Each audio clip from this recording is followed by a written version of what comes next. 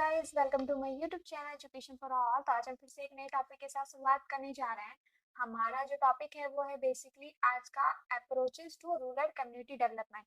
हम लोग basically rural development programmes पढ़ रहे हैं, ठीक है, जो बेसिकली आपके rural development administration and planning की यूनिट 2 के टॉपिक है, जिसमें हमने बाकी के पार्ट ऑलरेडी कवर कर रखे हैं।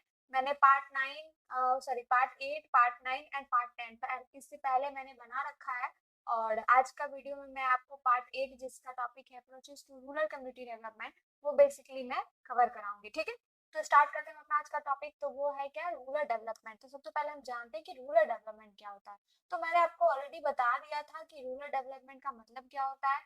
ये एक तरीके का प्रोसेस है जिसमें जो रूरल एरियाज में रह रहे लोग हैं, जो रूरल पीपुल हैं, उनकी क्वालिटी ऑफ लाइफ और उसकी इकोनॉमिक वेलबींग को इम्प्रूव किया जाता है रूरल डेवलपमेंट के माध्यम से। ठीक है, इसके अलावा जो भी आइसोलेटेड लोग हैं, ऐसा एरिया जहाँ पर लोग बहुत कम रह रहे हैं, हाँ, स्पार्सली तरीके से लोग रह रहे हैं, पॉवर्टी ज्यादा जहाँ पर है, हेल्थ सैनिटेशन अच्छा नहीं है, कंडीशन खराब है, तो वहां पर क्या किया जाता है, उनकी क्वालिटी ऑफ लाइफ को रूरल डेवलपमेंट की हेल्प से, उस प्रोसेस से इम्प्रूव किया जाता है। ठीक है, तो जो पहले होता था ट्रेडिशनली, रूरल डेवलपमेंट बेसिकली आपका जो सेंटर था वो था लैंड यूज के, मतलब जो भी नेचुरल रिसोर्सेज थे, जैसे आपके हो गया लैंड, फॉरेस्ट, एग्रीकल्चर, इसका कैसे यूज किया जाए, इसका मिसयूज ना हो, उसी के अराउंड रूरल डेवलपमेंट काम करती थी। मेनली जो रूरल डेवलपमेंट का फोकस होता था वो ये होता था कि एग्रीकल्चर इंप्रूव करना है,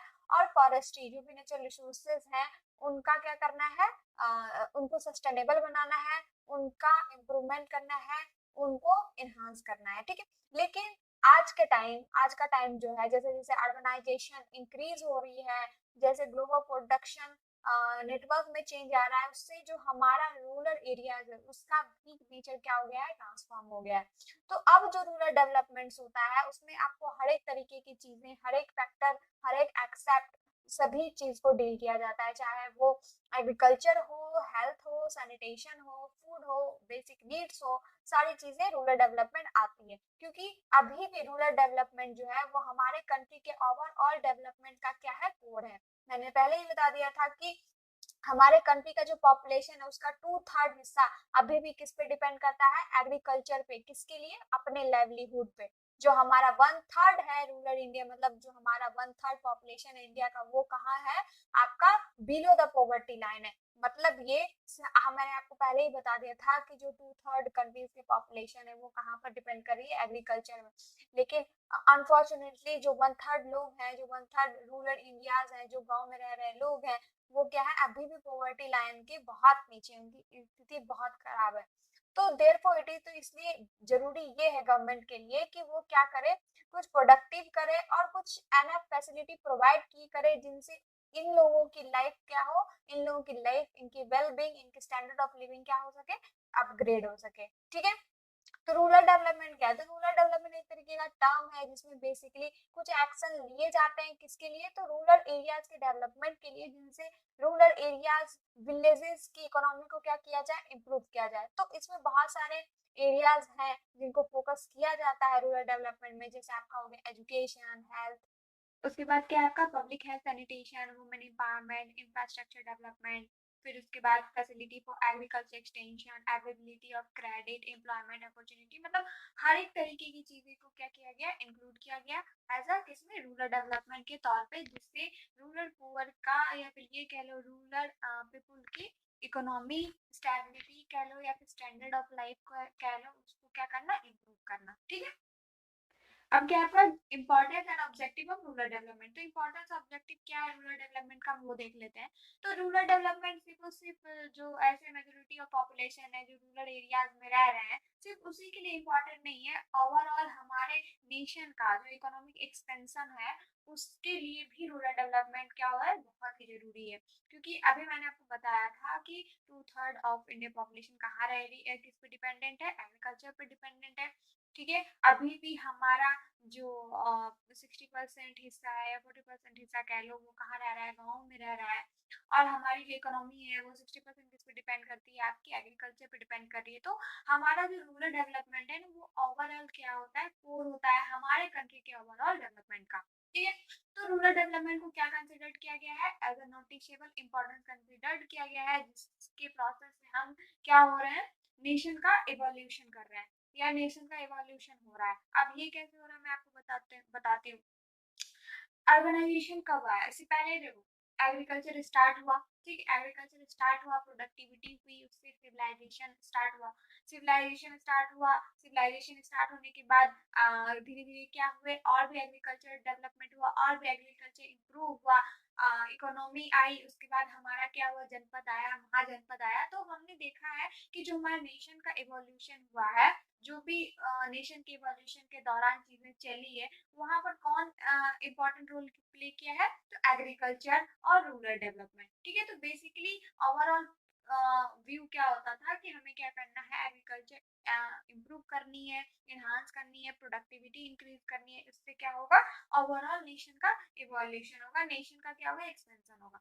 तो ये एक तरीके की क्या स्ट्रैटेजी है जिसका ऑब्जेक्टिव ये होता है क्या, कि प्रोडक्टिविटी को इम्प्रूव करना, हायर सोशियो इकोनॉमिक इक्वालिटी लेके आना, उसके बाद सोशल और इकोनॉमिक डेवलपमेंट में क्या लेके आना, स्टेबिलिटी लेके आना, ठीक है।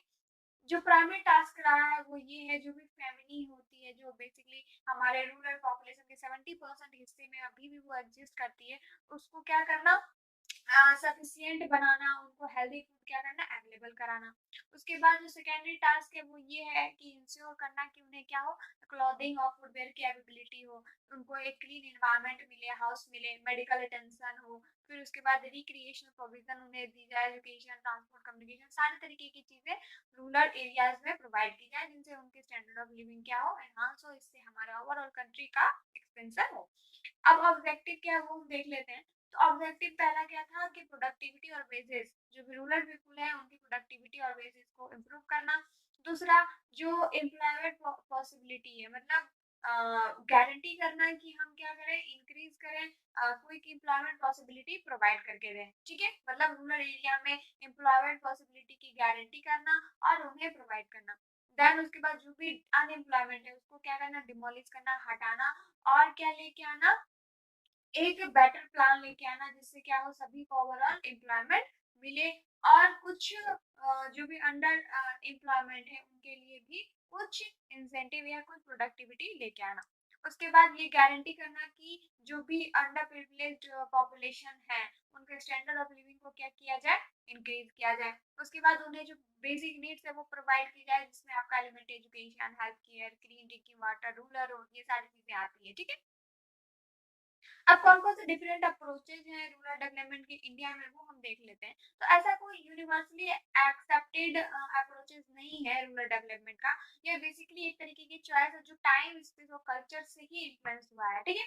तो जो टर्म रूरल डेवलपमेंट है ना, उसमें ओवरऑल क्या होता है, रूरल एरिया का डेवलपमेंट होता है, जिससे रूरल पीपल की क्वालिटी ऑफ लाइफ क्या होती है, इम्प्रूव होती है, ठीक है। तो इसमें क्या क्या आते हैं, इसमें जो डेवलपमेंट आते हैं वो हो गया एग्रीकल्चर से रिलेटेड, और जो भी उससे रिलेटेड एक्टिविटीज होती है, फिर village, cottage industry, craft, socio economic infrastructure, community service, मतलब ओवरऑल क्या होता है, रूरल एरियाज का जितनी भी चीजें हैं, फैसिलिटी हो, इंडस्ट्री हो, ह्यूमन रिसोर्सेज हो, उनको क्या करना, डेवलप करना, ठीक है। तो इसमें कुछ अप्रोचेज अलग अलग तरीके से लिए गए हैं, आपको यहाँ पर कुछ दिए गए हैं। तो जिसमें ब्रॉड हो गया, broad front, sectoral approach, participatory approach, area development approach, target approach, basic need approach, employment oriented integrated approach, integrated development approach, फिर growth centre approach, community driven approach, फिर गांधीयन अप्रोच, टैगोर अप्रोच, जिसमें हमने Gandhian approach, Tagore approach already previous video में cover कर रखा है। आज हम लोग बाकी के जो भी 10 अप्रोचेस है वो हम पढ़ेंगे।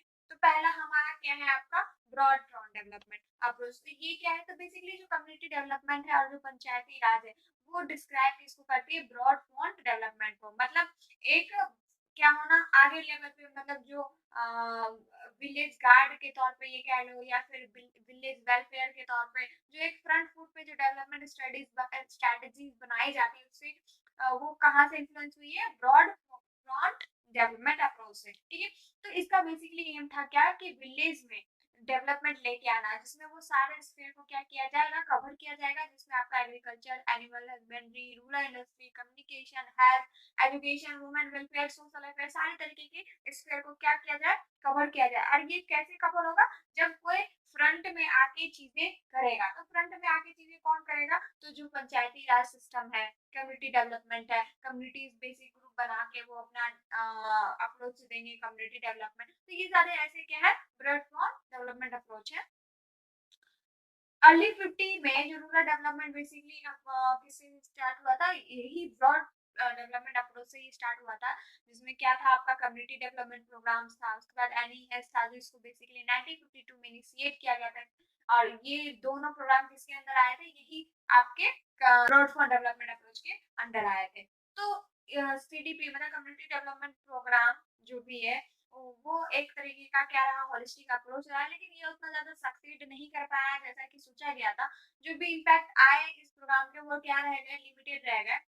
तो इसके क्या रीजन रहे वो देख लेते हैं। तो ये कुछ ज्यादा मतलब डेंट नहीं कर पाया सोशल फैब्रिक में। मतलब ये कह लो कि मतलब रिच और पुअर के बीच में ग्रेट डिस्पैरिटी जो थी वो लेके आ गया। ठीक है, उसके बाद ये जो पीपुल्स की जो नीड्स होती थी, जो बेसिक नीड्स होती थी, वो प्रॉब्लम्स को ये नहीं सॉल्व कर पाया। फिर उसके बाद यह इस प्रोग्राम इसलिए भी फेल्ड हो गया क्योंकि जो प्रोसेस रहा मॉडर्नाइजेशन का किसके थ्रू, सोशल एजुकेशन के थ्रू, वो नहीं यहाँ पर ले आ पाया। और जो पीपल का पार्टिसिपेशन बहुत इंपॉर्टेंट होता है वहाँ इसकी कमी रही। तो इस ये सारी क्रिटिसिज्म के बाद भी ये प्रोग्राम में कुछ नए डायमेंशन को क्या किया गया, ऐड किया गया, जिससे क्या हो सके, चेंजिंग का प्रोसेस हो और कम्युनिटी कंसिस्टेंस को जनरेट करे, जिससे कम्युनिटी प्रॉब्लम को क्या किया जा सके, सॉल्व किया जा सके। ठीक है, तो ये बहुत सारे इसमें लिमिटेशन थे, बट कहीं ना कहीं ये भी चीजें कवर की, अच्छी तरीके से काम की ये अप्रोच। जो ब्रॉड फोन डेवलपमेंट अप्रोच रहा वो काफी सिग्निफिकेंट अप्रोच रहा, जिसका जो फाउंडेशन स्टोन था वो क्या था, रूरल इंडिया का अपलिफ्टमेंट करना। ठीक है, अब आता है सेक्टरल अप्रोच क्या रहा वो हम देखते हैं। तो सेक्टरल अप्रोच आपको इसी से समझ आ गया होगा कि सेक्टर सेक्टर टर्म से इसी से आपको समझ में आ गया था कि सेक्टर बाय सेक्टर डेवलपमेंट। ठीक है, तो सेक्टर डेवलपमेंट प्लानिंग जो थी वो बेसिकली क्या थी, इंडिविजुअल सेक्टर जैसे एजुकेशन में, हेल्थ में, हाउसिंग, सोशल सिक्योरिटी, ये सारी चीजों को क्या किया गया था, सेक्टरल अप्रोच डेवलपमेंट में इंक्लूड किया गया था। ठीक है, तो इस अप्रोच में बेसिकली क्या किया गया था, डेवलपमेंट का कंपार्टमेंटलाइजेशन किया गया था डिफरेंट डिफरेंट सेक्टर में। ठीक है, तो इसका जो इनएडिक्वेंसी स्ट्रीम रहा वो क्या रहा, आपका कंपार्टमेंटलाइजेशन अप्रोच। मतलब डिफरेंट डिफरेंट सेक्टर को डिफरेंट डिफरेंट कंपार्टमेंट में क्या किया गया, ब्रेक डाउन किया गया, देन डेवलपमेंट अप्रोच लगाया गया। ठीक है, तो 1960 में ये जो सिचुएशन काफी क्या था, वेदर था, मतलब जो फूड के मामले में जो 1960 का टाइम था वो क्या था, काफी क्रिटिकल था। तो वहां पर जरूरी क्या था, जरूरी था कि फूड प्रोडक्शन पे ज्यादा से ज्यादा ग्रेड कंसंट्रेशन डालना। ठीक है, मतलब मैंने आपको बोला था ना, किसी पर्टिकुलर सेक्टर पे क्या करना, अप्रोच करना। ठीक है, तो वहां पर उस समय नीड क्या थी, आपकी फूड प्रोडक्शन के नीड थी। तो डिफाइन क्या किया गया कि हमें क्या करना है, ग्रेट कंसंट्रेशन डालना है किसमें, तो फूड प्रोडक्शन में। तो ये एक तरह की स्ट्रैटेजी बनी, जैसे कि जो भी जितने भी पोटेंशियल सेक्टर्स थे और जो भी वेल रिनोड डिस्ट्रिक्ट्स थे उनको क्या किया गया, लोकेट किया गया और एरिया को क्या किया गया, कैपेबल बनाया गया, जिससे क्या किया जा सके, हायर एग्रीकल्चर प्रोडक्शन हो सके। ठीक है, उसके बाद जो मोर अटेंशन क्या किया गया, डाला गया किसमें, तो प्रोडक्टिविटी को कैसे इंप्रूव करना है, पर एकड़ में नहीं। ठीक है, मतलब ये कि एरिया बढ़ाना जरूरी नहीं था, कम ही एरिया में ज्यादा प्रोडक्शन करना। तो ये क्या कैसे पॉसिबल है, जब हम इम्प्रूव्ड क्वालिटी ऑफ सीड का यूज करेंगे, कुछ मशीन का यूज करेंगे, कुछ नए इनोवेटिव तरीके से चीजों को लाएंगे, एग्रीकल्चर प्रोडक्टिविटी तभी तो इंक्रीज होगी। तो मोर अटेंशन ये डाला गया कि हमें एरिया को एक्सटेंड नहीं करना है, लैंड को एक्सटेंड नहीं करना है, जबकि जितने भी एरिया है उसी में क्या करना है, प्रोडक्टिविटी इंक्रीज करनी है। ठीक है, तो इस पर्पस में क्या हुआ, इंटेंसिव एग्रीकल्चर डेवलपमेंट प्रोग्राम और इंटेंसिव एग्रीकल्चर प्रोग्राम को क्या किया गया, लॉन्च किया गया। दोनों जो थे वो क्या थे, लैंडमार्क्स थे, किसके लिए, एग्रीकल्चर डेवलपमेंट के लिए। जो प्रोग्राम था उसमें क्या किया गया, एग्रीकल्चर को प्लेस किया गया किसमें, तो क्वालिटेटिवली डिफरेंट फुटिंग में, जिसका क्या रखा गया, वाइड रेंज रखा गया, किसके हिसाब से, तो रूरल सिनेरियो के हिसाब से। ठीक है, मैंने अभी आपको बता दिया था कि किस तरीके से सेक्टर में चीजों को क्या किया गया, डिवाइड किया गया। और बेसिकली का जो 1960 का टर्म्स था वहाँ पर फूड के लेके ज्यादा कंसंट्रेशन था, तो वहाँ पर क्या किया गया, चीजों को फूड से रिलेटेड की कैसे प्रोडक्टिविटी इंक्रीज की जाए, उसको मेन प्लेस दिया गया इस प्रोग्राम के अंदर। ठीक है, जो प्रोग्राम का रिजल्ट था वो काफी सही रहा। टोटल एग्रीकल्चर प्रोडक्शन में आज जो प्रोडक्टिविटी हुई पर हेक्टर वो भी क्या रही, सही रही, बट किसके एक्सपेंस पे, सोशल इक्वालिटी और सोशल जस्टिस जस्टिस पे। ठीक है, अब आपका आता है कि पार्टिसिपेटरी अप्रोच ये क्या है। तो ये जो कंसेप्ट रहा वो बेसिकली डेवलप कहाँ से हुआ, आपका पार्टिसिपेटरी डेवलपमेंट। पार्टिसिपेटरी डेवलपमेंट से आप लोग को चीजें समझ आ गई होगी कि क्या है, लोगों की पार्टिसिपेशन, मतलब लोकल पीपुल का पार्टिसिपेशन इसमें क्या था, बहुत जरूरी था। ठीक है, तो ये कैसे चीजें हुई वो देख लेते हैं। तो जो बेसिकली पार्टिसिपेटरी डेवलपमेंट है वो एक तरीके का प्रोसेस है जिसमें जो स्टेक होल्डर्स होते थे ना, वो क्या हो सकते थे, इन्फ्लुएंस कर सकते थे, और साथ ही वो अपना शेयर कंट्रोल किसके ऊपर रख सकते थे, डेवलपमेंट इनिशिएटिव पे, और साथ ही जो भी डिसीजन या रिसोर्सेज उनको स्टेक होल्डर को अफेक्ट कर सकती थी उस पर वो क्या रख सकते थे, शेयर होल्डर रख सकते थे। क्यों, क्योंकि इसमें क्या था, पार्टिसिपेशन था। ठीक है, तो जो पार्टिसिपेशन डेवलपमेंट एक तरीके का क्या प्रोसेस था जिसमें लोकल पॉपुलेशन को डेवलपमेंट प्रोजेक्ट के लिए इंगेज किया जाता था। ठीक है, इसमें क्या होता था, जो लोकल डिसीजन मेकिंग का यूज करके और उसकी कैपेसिटी को यूज करके क्या किया जाता था, नेचर ऑफ इंटरवेंशन को स्टेयर डिफाइन की जाती थी।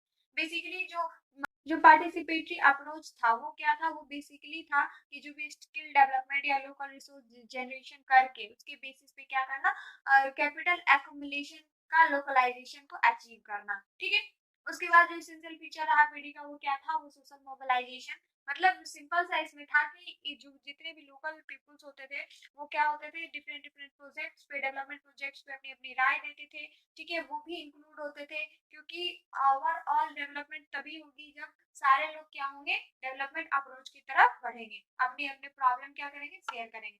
तो पीडी जो था वो काफी लोगों के अंदर एक सेल्फ कॉन्फिडेंस देता था। कैसे, तो जैसे कम्युनिटी जो होती थी ना वो क्या रहती थी, ज्यादा से ज्यादा एंगेज होती थी।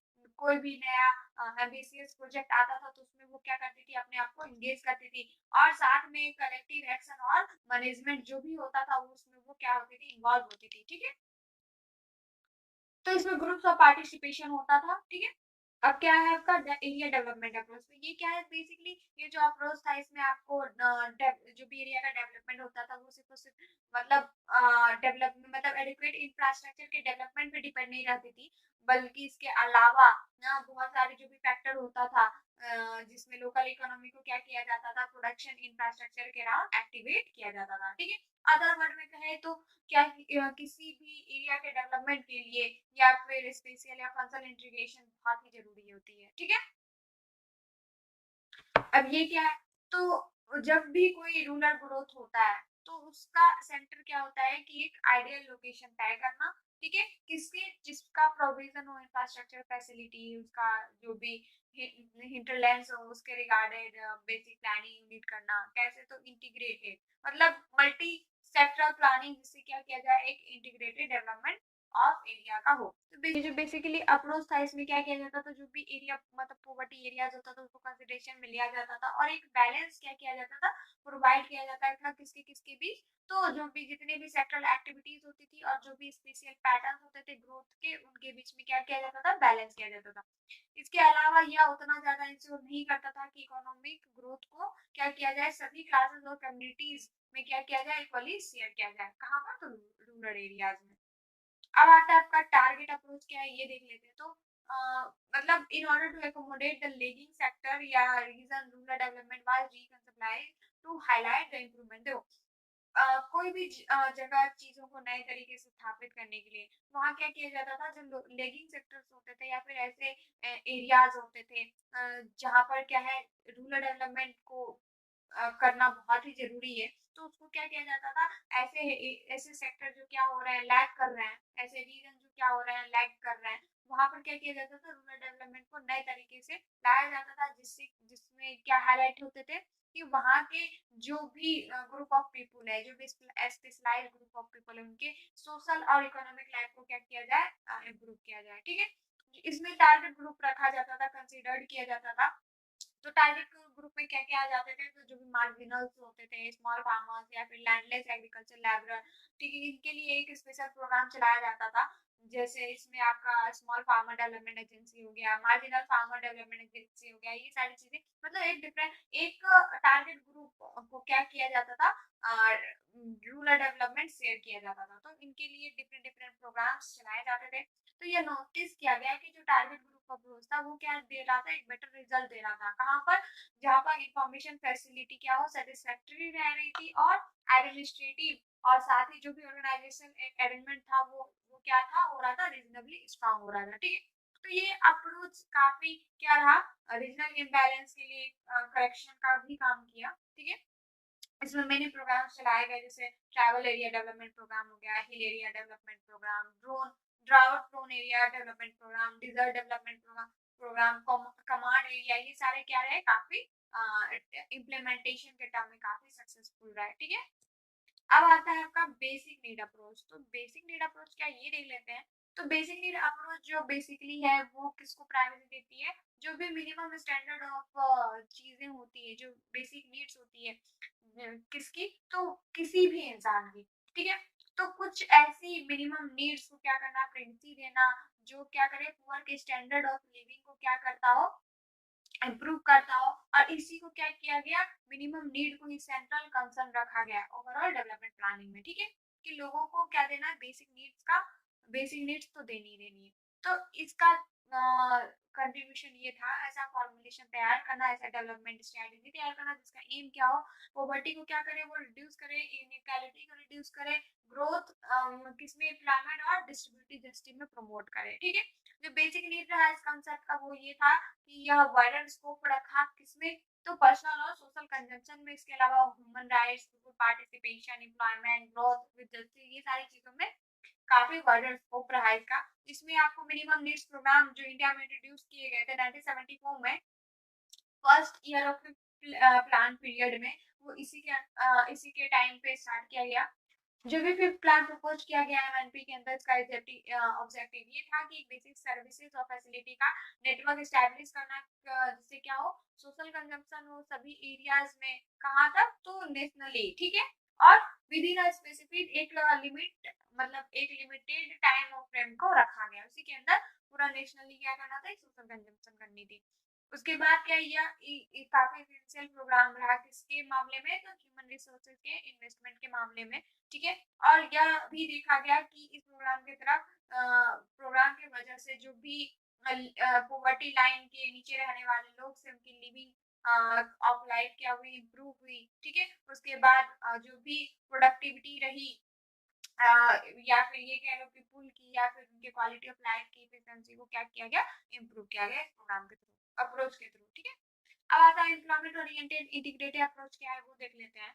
तो ऊपर के जितने भी अप्रोचेस है उसमें कुछ ना कुछ लिमिटेशन रही गई, तो उसकी उसको उस लिमिटेशन को ओवरकम करने के लिए इस अप्रोच को लाया गया, जिसमें बेसिक वही मुद्दा था कि रूरल एरियाज में क्वालिटी ऑफ लाइफ और पुअर लिविंग को क्या किया जाए, इम्प्रूव किया जाए, किस पे, मल्टी लेवल, मल्टी सेक्टर, और किसके कंसेप्ट के साथ, मल्टी सेक्शन कंसेप्ट के साथ, जिसमें आपका क्या आता है, इंटीग्रेटेड रूरल डेवलपमेंट, जिसको लॉन्च किया गया 1978 से 79, जिसमें आपको डिफरेंट प्रोग्राम्स लाए गए, किसके अंदर, एक सिंगल अम्ब्रेला के अंदर, जिसको क्या रखा गया, इंटीग्रेटेड रूरल डेवलपमेंट प्रोग्राम। मतलब जितने भी अप्रोचेस थे, ठीक है, जो भी उसमें से अच्छी, मतलब जो बेटर रिजल्ट दे रही थी, उन सारे प्रोग्राम्स को क्या किए गए, एक ही प्रोग्राम के अंदर लाया गया, जिससे ओवरऑल क्या किया जा सके, रूरल डेवलपमेंट किया जा सके। तो इसके लिए क्या चलाया गया, इंटीग्रेटेड रूरल डेवलपमेंट प्रोग्राम। इसका एम ये था कि जो भी वेलफेयर है, ठीक है, उसको एक्सेलरेट करना, जितने भी पुअरेस्ट हैं, मतलब पुअर से में भी पुअरेस्ट, उनका डेवलपमेंट करना, किसके बेसिस पे, गांधीयन कंसेप्ट जिसका था अंत्योदय। ठीक है, मतलब सभी को इक्वल अपॉर्चुनिटी मिली, किसमें, एम्प्लॉयमेंट में, सवर्निटी पे। इसमें आपको सेवरल प्रोग्राम्स चलाए गए, जो बेसिकली रूरल पुअर को एम्प्लॉयमेंट प्रोवाइड करना हुआ, फिर रूरल वर्क्स प्रोग्राम्स रखे गए, rural employment guarantee program, development women children, ये सारी चीजों को क्या किया, इस प्रोग्राम के थ्रू इंट्रोड्यूस किया गया। अब आपका क्या आता है, इंटीग्रेटेड डेवलपमेंट अप्रोच। तो ये क्या, वो देख लेते हैं। तो एरिया डेवलपमेंट अप्रोच बाय कह लो या लार्ज कह लो, फील्ड हो गया था ये एड्रेस करने में कि जो भी इनइक्वालिटी है किसमें, तो एम्प्लॉयमेंट की डिस्ट्रीब्यूशन हो गया, इनकम वर्सेस असेस्ड, इसके क्वेश्चन को एड्रेस करने में फेल हो गया। तो इसी प्रॉब्लम को रिमूव करने के लिए क्या लेके आया गया था, इंटीग्रेटेड डेवलपमेंट अप्रोच। ठीक है, तो जो भी इसका बेसिस रहा वो ये रहा कि जो भी एरिया ऑफ डेवलपमेंट के केस में अप्रोच, मतलब एरिया डेवलपमेंट अप्रोच के केस में वो ये देखा गया कि वो उतना इनएडिक्वेट, मतलब वो उतना एडिक्वेट नहीं रहा प्रॉब्लम को सॉल्व करने में। जो भी इंडियन इकोनॉमी रही, सोशल स्ट्रक्चर को क्या किया गया, कैरेक्टराइज किया गया कैसे, तो देखा गया कि हमारे देश में क्या है, पॉवर्टी बहुत है, पुअर हेल्थ कंडीशन है, इलिटरेसी है, ये सारी चीजों को क्या, फिर ये देखा गया इनइक्विटेबल डिस्ट्रीब्यूशन है लैंड का, मतलब बहुत लोगों के पास जमीन बहुत सारा है, कुछ लोग लैंडलेस है, लैक ऑफ इंफ्रास्ट्रक्चर, पब्लिक, ये सारी चीजों को क्या किया गया, एड्रेस किया गया। और इससे ये मीन्स निकाला गया कि जो प्रॉब्लम्स है वो उसको किसी अप्रोच की बहुत ही जरूरत है, जिसको क्या किया गया, लेके आया गया, जिसके अंदर सारे फैक्टर को क्या किए गए, इंक्लूड किए गए, और उससे रिलेटेड एक कंप्रहेंसिव स्ट्रेटेजी तैयार की गई जिससे फर्दर रूरल डेवलपमेंट की जाए। जो कंसेप्ट रहा वो क्या रहा, इंटीग्रेटेड रूरल डेवलपमेंट, उसका यही था कि मल्टीपर्पज थ्रस्ट को क्या किया जाए, रूरल प्लानिंग के थ्रू उससे एलिमिनेट किया जाए। ठीक है, उसके बाद इस यह बेसिकली अप्रोच जो है वो स्टेज किस पे डालता था, various facet of rural development. Rural development में जितने भी फैक्टर्स आते हैं वो सारे मेजर एक्सेप्ट को रखा गया। ठीक है, जो बेसिकली रूरल लाइफ पे क्या कर रही थी, इम्पैक्ट कर रही थी, और यह क्या थी, इंटर रिलेटेड, और इसको आइसोलेशन के तौर पे नहीं देखा जाता, इसलिए इंटीग्रेटेड अप्रोच जो है वो रूरल डेवलपमेंट के टुवर्ड्स काफी इसेंशियल कहा गया। ठीक है, ग्रोथ सेंटर अप्रोच क्या है, ये काफी मोस्ट एप्रोप्रिएट रहा किसके लिए, तो इंटीग्रेटेड रूरल डेवलपमेंट के प्लानिंग के लिए। तो इसका जो प्रिंसिपल ऑफ बेसिस रहा वो क्या रहा, इक्वल एक्सेसिबिलिटी, मतलब ये जो अप्रोच था उसमें आपको सारे फैसिलिटी वो लेके आता था, सर्विसेज जितने भी लोकल एडमिनिस्ट्रेशन हो, जो आसानी से पॉपुलेशन तक क्या किया जा सके, पहुंचाया जा सके। जो ग्रोथ सेंटर रहा उसमें आपको जो फैसिलिटी दी गई वो क्या थी, जो ट्रेनिंग सेंटर था उसको क्या बनाया गया, प्रैक्टिकल ट्रेनिंग बनाया गया, और क्या बनाया गया, बिल्ड कैपेसिटी, जिससे प्रोडक्टिविटी एग्रीकल्चर के अंदर, रूरल इंडस्ट्री के अंदर एनहांस किया जा सके। जितने भी मोबाइल ट्रेनिंग कम डेमोन्स्ट्रेशन यूनिट बनाया गया, जिसका जो क्या करता था, एक स्पॉट ट्रेनिंग प्रोवाइड करता था, रिपेयर मेंटेनेंस होती थी वहां पर, सर्विसेज दी जाती थी किसकी, एग्रीकल्चर और इंडस्ट्री मशीनरी की। उसके बाद क्या बनाया गया, marketing cum warehousing facility, जो basically safe storage, marketing, farm product produce, cottage industry product वगैरह को क्या करती थी, प्रोड्यूस करती थी। उसके अलावा फॉरेस्ट ग्रास नर्सरी को प्रोवाइड किया गया, जिससे फ्रूट फॉर्डर, फॉरेस्ट कवर, ये सारी चीजें प्रोवाइड होती थी। उसके अलावा जो डेवलपमेंटल स्कूल थे, जो उसको बेसिस क्या बनाया गया, अर्निंग बाय लर्निंग प्रिंसिपल, मतलब आप सीखते समय आप अर्न कर सकते हो। ठीक है, उसके अलावा क्या था, रेसिडेंशियल हाउसिंग कॉम्प्लेक्स वर्कर के लिए बनाए गए इस प्रोजेक्ट एरिया में। ठीक है, अब आता है आपके कम्युनिटी ड्राइवन डेवलपमेंट, ये क्या है, तो यह बेसिकली एक तरीके का प्रोजेक्ट है। ठीक है, प्रोजेक्ट है या फिर ये कह लो अप्रोच है, जिसपे जो किस पे बेसिस है, कम्युनिटी बेस्ड डेवलपमेंट, मतलब यह कहाँ से आई है, कम्युनिटी बेस्ड डेवलपमेंट से। इसका मतलब ये है कि कम्युनिटी, मतलब एक कम्युनिटी होती है, ठीक है, वो खुद से क्या करती है, अपनी डेवलपमेंट प्लानिंग करती है, उनको एक एडुकेट फंड दे दिया जाता था, और वो अपनी प्लानिंग और एग्जीक्यूशन ऑपरेशन वो खुद से करती थी। तो बेसिकली जो community development dragon development project था वो बेसिकली वर्क्स कैसे करती थी, तो उनको क्या पुअर कम्युनिटीज प्रोवाइड कर दिया जाता था, और वो क्या करती थी, उनको डायरेक्ट फंडिंग दी जाती थी, जिससे वो क्या करे, उनका उस कम्युनिटीज का वो डेवलपमेंट करे। ठीक है, और देन वो खुद से डिसाइड करे कि मनी को कैसे स्पेंड करना है। ठीक है, उसके बाद लास्टली जो कम्युनिटीज होती थी वो क्या करती थी, प्लान करती थी, प्रोजेक्ट को बिल्ड करती थी, और वो सारी रिस्पॉन्सिबिलिटी लेती थी। जब क्या होता था, एग्जीक्यूशन के प्रोग्रेस के दौरान उसको मॉनिटर करना होता था।